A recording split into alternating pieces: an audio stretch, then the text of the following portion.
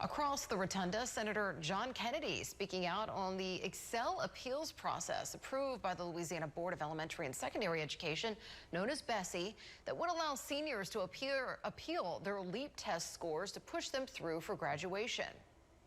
The appeals proposal was introduced back in June and was approved on October 11th to move forward to the state legislature. Of the 8 states that still require a minimum test score for graduation, Louisiana until June was the only state that did not have an appeals process.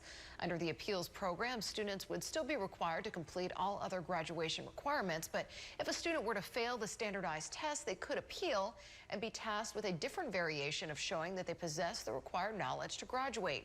Senator Kennedy on the Senate floor spoke out against the proposal, saying that our kids are better than that.